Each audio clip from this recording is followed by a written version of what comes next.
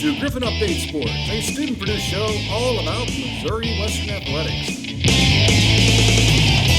We've got it all every week. Highlights, games, players, fans, and every sport all year long. Welcome to Griffon Update Sports. I'm Jake Michael. And I'm Morgan Doyle. This past week in Missouri Western sports, football is off to its best start in 5 years with a 50-43 win over Central Oklahoma.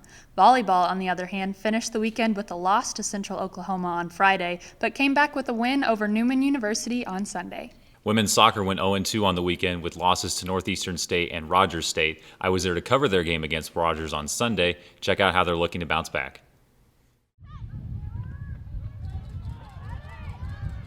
It wasn't the year the Griffon women's soccer team had envisioned to this point, and the crushing overtime loss at the hands of Rogers State on Sunday didn't help.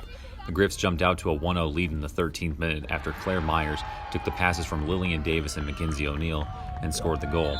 Rogers State bounced back just 1 minute after Myers' goal. Anita Gasper of Rogers State got a chance at a penalty kick, which she booted just past the fingertips of Western goalie Anna Mayer. The Griffs outshot the Hillcats 19-14 in regulation, and the game wouldn't see another goal until the 98th minute in the overtime period by Laurel Theodore of RSU capped things off. The Griffs would fall for the second straight game. Head coach Chad Edwards expressed his thoughts following the game. Yeah, I thought we played well enough to win both games this weekend. It's just frustrating. We went up a goal in both games, and we got to find a way to finish games. But certainly gave ourselves plenty of chances, and got denied a penalty down here. They could have made us go up 2-1 there, but it's just obviously heartbreaking and frustrating. But we'll continue to compete, and we got 4 games left, and next thing all we can do is continue to have a good mindset. It's hard, but it just teaches us to keep fighting, keep pushing, no matter what happens. We just got to keep beating all the odds, keep working for each other, keeping our heads up, keep playing together as a team, just keep fighting, don't give up. A team like Western's, which has no seniors on its roster, is going to go through growing pains. The losses will teach more than any win, and sometimes the timing just isn't right. The team will learn a lot about themselves in these last 4 games left on the schedule, 3 of them being on the road. Their next match will be against MIAA newcomer Newman University. Reporting for Griffon Media, I'm Jake Michael. Sounds like a tough weekend for them, but at least they're staying positive. Yeah, definitely. And, their season's starting to wrap up pretty quick, so they're looking to end on a pretty good note. Well, while we're on the topic of soccer, I recently got the chance to sit down with their goalie, Anna Mayer. St. Joe is about 8 hours away from her hometown, and she's got a pretty cool reason for choosing Missouri Western. Here's her story. Behind every great soccer team is a great goalie. Anna Mayer came to Western 2 years ago to be the goalie for the Griffons, and while she took note of the school's great opportunities, facilities, and atmosphere, her decision to become a Griffon was based on a friendship with Western's previous goalie, Sarah Lyle. This was on one of my lists, but it wasn't up there just because it was far from home. Mm-hmm. And then once I came here and talked to her, and I knew she was going to stick around after she graduated, that was that's what convinced me to come here pretty much, is that I'll have someone around here that I know instead of no one that's 500 miles north. Mm-hmm. Their friendship began back when Mayer was in middle school. Both are from Duluth, Minnesota, where they attended the same high school and played for the same hockey and club soccer teams. Being a high schooler at the time, Lyle noticed how passionate Mayer was about goalkeeping and took it upon herself to train the up-and-coming goalie. She was very consistent, steady goalkeeper, but would always be passionate about wanting to get better. And she started training me at my house in my front yard or at the local college field. When I was a junior and senior, she was trying out for different teams, and I got to know her. And in the summers, I would actually work with her. And then when I graduated high school, I came back and worked with her some more. I looked up to her a lot, so it wasn't coaching players, more like a mentor, and I could ask her questions about college and whatnot, and just difficulties with goalkeeping. Once she got to junior senior year of high school, for her is when we started building a better friendship and talking about Missouri Western a lot more. That kind of brought my interest up a bit for this school. I wanted to stay in Minnesota, but once I came here and I met Coach and everything, and I knew that she'd be around, it was she was a huge part of my decision to come here. Lyle joined the team in 2013 after she'd met Coach Edwards at a tournament through her club team. She played up until 2017 with a year off in 2016, and then Mayer joined the next season, causing 6 out of the last 7 years of Griffon soccer to have a goalie from Duluth, Minnesota. It's funny because they almost seem like sisters by the way they play. They're both really good shot stoppers, both great leaders, have tremendous work ethic. In that position, you got to have somebody that you trust. It's just kind of a perfect match, and we're just very fortunate to have had Lyle and now have Anna because we certainly wouldn't be the team that we are today without Anna, and reflecting back with Sarah as well. So it's cool to have 2 players that play the same position from the same town that have had such a great impact on our program. In her 2018 season, Mayer was named 3rd team All-MIAA and had a total of 85 saves. And as of this weekend, she has 89 saves on the 2019 season. And with a lower scoring Griffon offense this year, defense becomes even more important. We can't settle for that and just accept that, oh, we're not scoring goals. Like, we still got to come out every practice, every minute of the game, just going hard and not losing the hope of the level that we want to be at, because we can get there. It's just the matter of fact of, like, getting there and executing. Having Anna back there, knowing that we're going to be broken down in times and that we're going to be playing a lot of close games, it's nice to have a reliable, tough goalkeeper back there. Lyle now lives in Kansas City, but still makes the drive up to St. Joe to watch Mayer play at home. It's always neat to see those 2 together. It's like they're in that comfort zone, where they can talk about home and they can talk about goalkeeping. They can talk about Griffon soccer and the success that they've had. And it's just fun to see those 2 together. It's the personalities that we love to be around, and everybody enjoys being around them. And that accent that they have, we like to razz them about that too. Mayer and Lyle don't get to see each other as much as they used to, but they still get together every now and then to grab dinner and talk about soccer. And as far as Griffon soccer goes, you can catch Mayer in action at the Griff's next home game on November 3rd. For Griffon Media, I'm Morgan Doyle. So if there's any goalkeepers down the line, they're from Duluth. We're certainly going to look into recruiting them. That's so interesting, and I think we owe Minnesota a big thank you for all the goalies they've given us over the years. Yeah, definitely. And it's actually pretty funny because when I was talking to Coach Edwards, he was telling me the story of how Sarah came to Western, and it's actually because her club soccer coach while she was in high school totally chewed Chad Edwards out while he was directing a tournament here in Missouri. So it's pretty funny. Yeah. Well, speaking of dominant athletes, Update Sports reporter Chris Tenpenny recently spoke with cross-country athlete Megan Gillen about how her season's going and what she's expecting at their next conference meet this weekend. Here's what she had to say.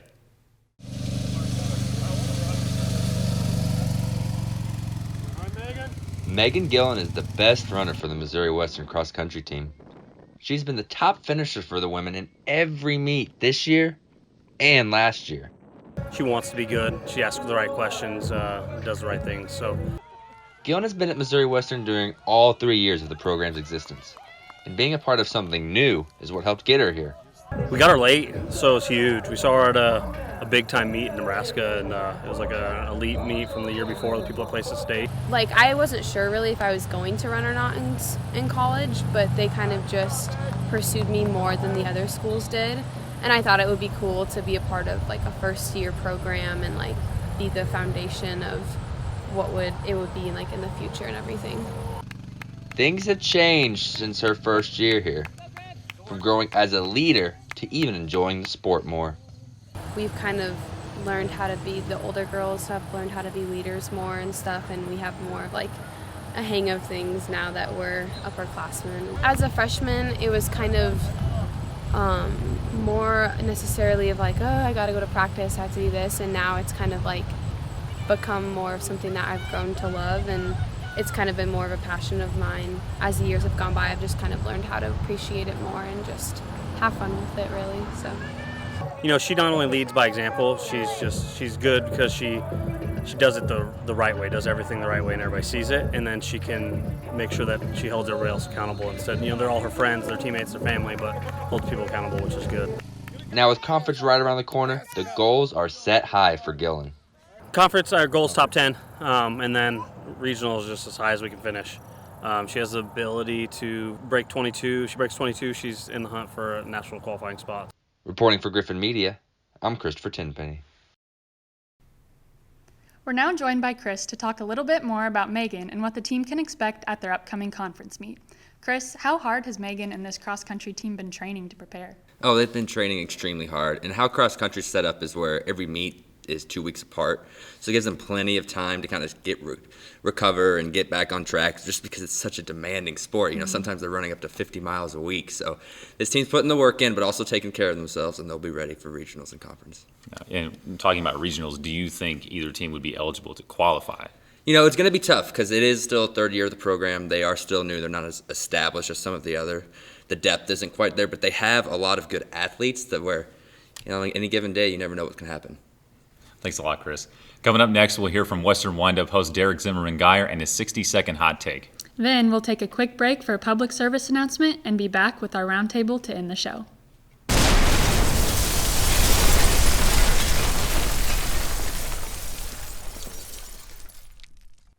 Hello, welcome to Hot Takes with me, Derek Zimmerman-Geyer, your host and the host of the Western Windup podcast. Now, just like this month in Katy Perry's low-key best song, my takes have been hot and cold. However, just like Jake Michael over there playing a game of Fortnite, I'm a little stubborn, so let's just get to it and drop my needle.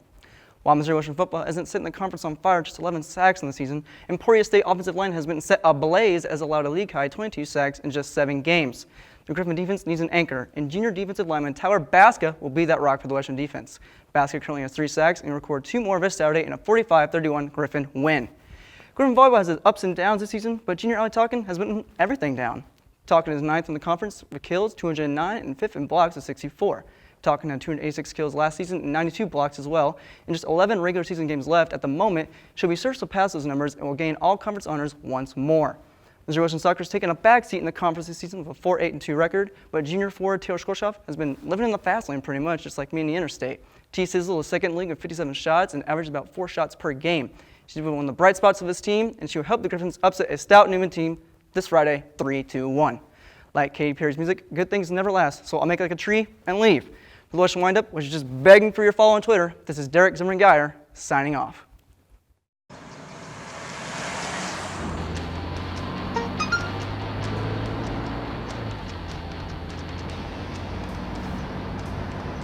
The average text takes your eyes off the road for nearly 5 seconds.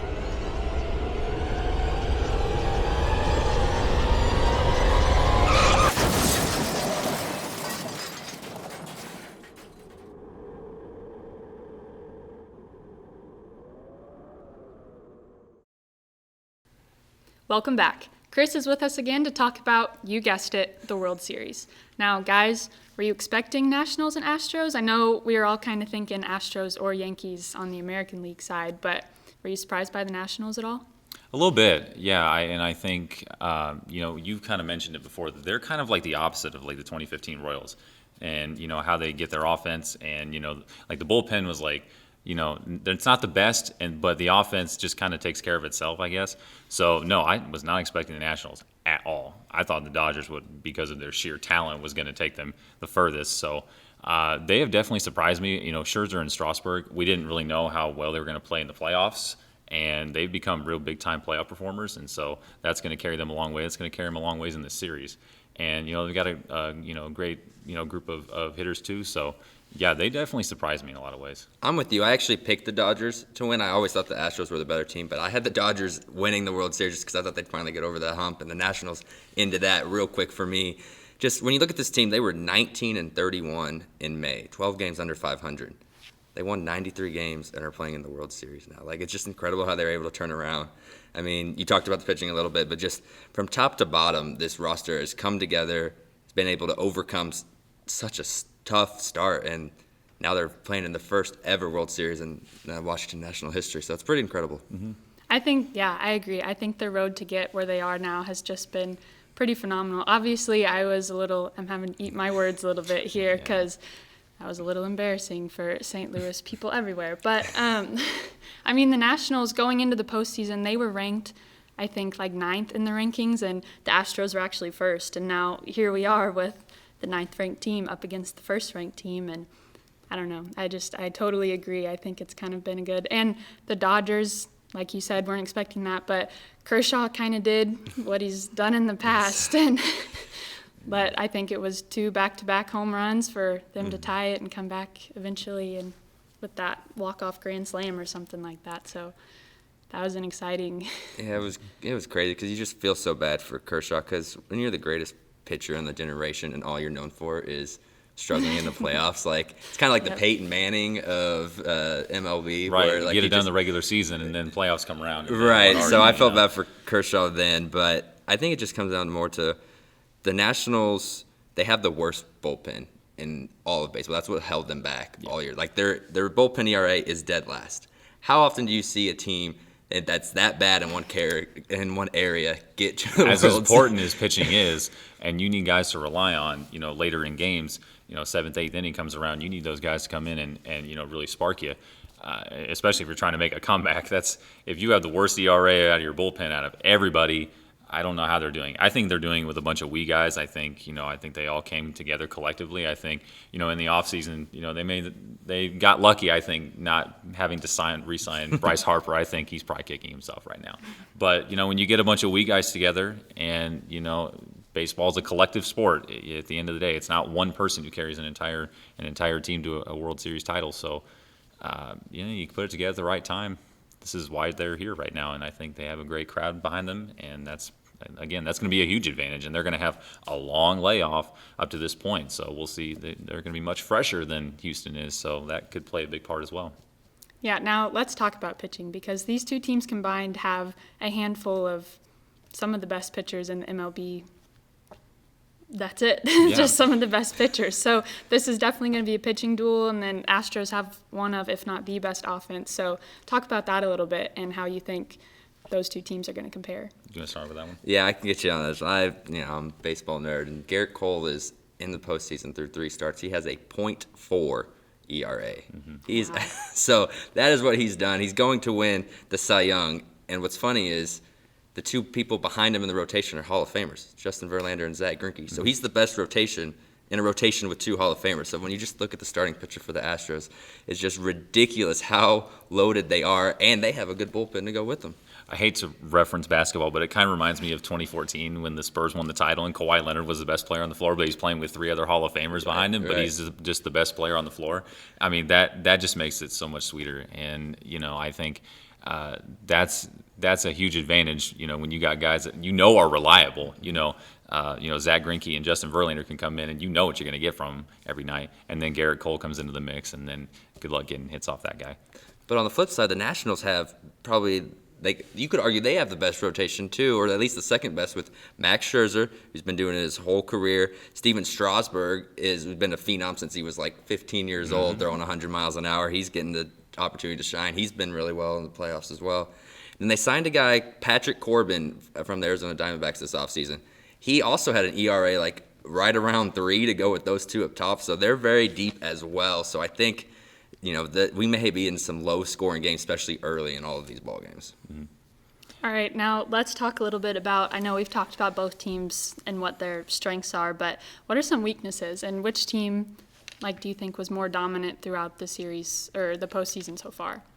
I think Houston, needs to find ways to. I know it's a lot easier said than done, but find ways to rally at times, where they can get themselves out into big leads, and not so much ride the coattails of your pitching the whole game. And I think the Nationals are able to do that. They're able to rally at times to where you get yourself in so much of a hole against them that it's hard to get out of it. So I think rallying is one of those things they're going to have to get better at. That is definitely why the Nationals are here, is their ability to come up clutch late. They were down 2 in the 8th inning of the wild card game, win that game. They were down 2 with Clayton Kershaw coming on the mound in the Dodgers. They won that game. Then they came out and swept one of the best franchises in baseball and the Cardinals. So they've just been able to overcome every obstacle so far. So while, yes, on paper, the Astros are better in every category, I tried to find something that the Nationals over the regular season were better than the Astros. There's nothing there.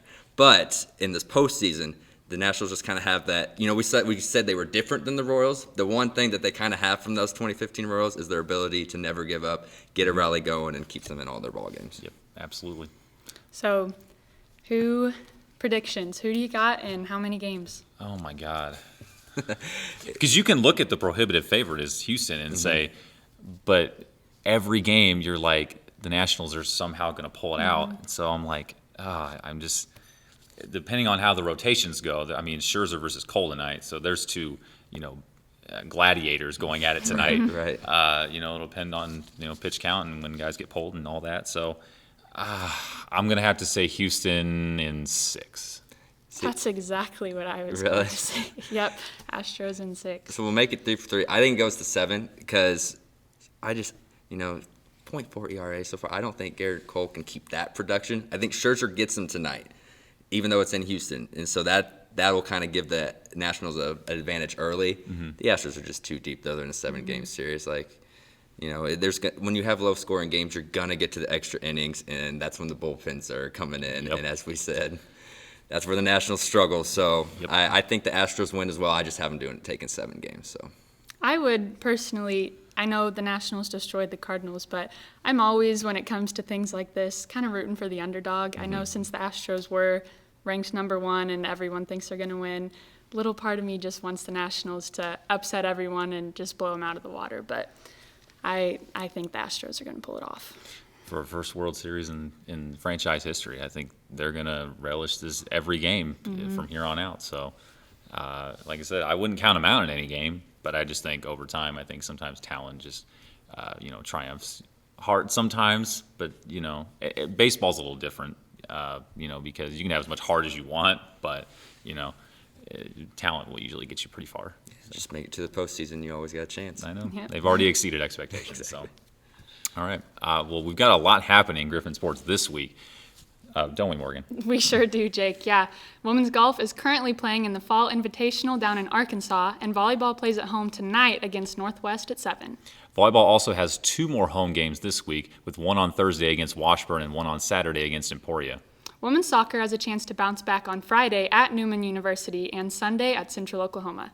Football plays at home on Saturday against Emporia, and men's and women's cross country travels down to Joplin on Saturday to compete in their conference championship. Make sure to tune in to Griffon Update next week for the latest campus news and Jake's Sports Report.